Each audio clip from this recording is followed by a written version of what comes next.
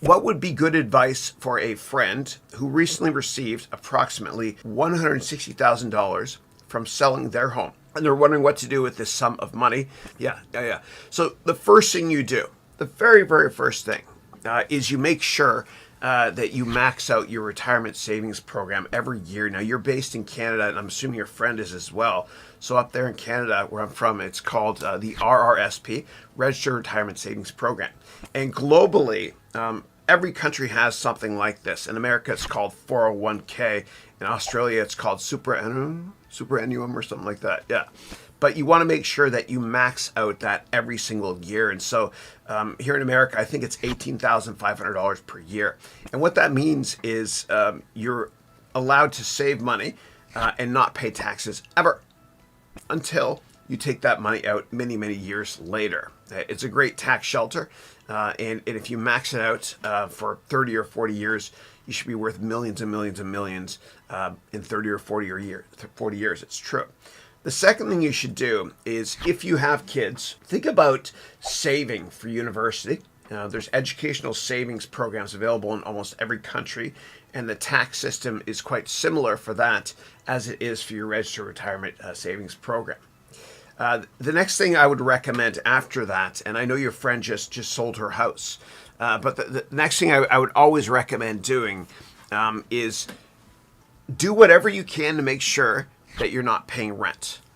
So maybe if you can, roll it over into buying another house or apartment.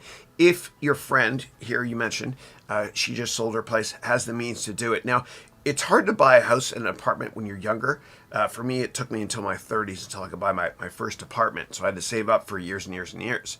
But it's an incredible investment. If you don't believe me, assume you're paying between $500 and $1,000 in rent every month. Multiply that by 12, then multiply that by 30 years or 40 years. And then within Excel, and I'm happy to show you how to do this, have an interest rate or a return rate of 8 or 9%, and just run the numbers. You'll see that that's millions of dollars within 30 or 40 years. That's what I would do. Then we invest in other asset classes. So Warren Buffett once famously said that you want to spend after saving instead of saving after spending. So what I recommend doing is have money come out of your paycheck every 2 weeks or whenever you get your paycheck, if you have the means to do so, and have it invested immediately in the markets, okay, and other asset classes. Out of sight, out of mind. Remember, Warren Buffett said, spend after saving. Now, when it comes to stocks, bonds, commodities, and REITs or other to buy, make sure that you don't have more than 20% in any one particular sector, so to speak, of your capital, okay, that you're investing. And I recommend never having more than 5% of your liquid net worth, meaning the money you have to invest, in any one particular stock.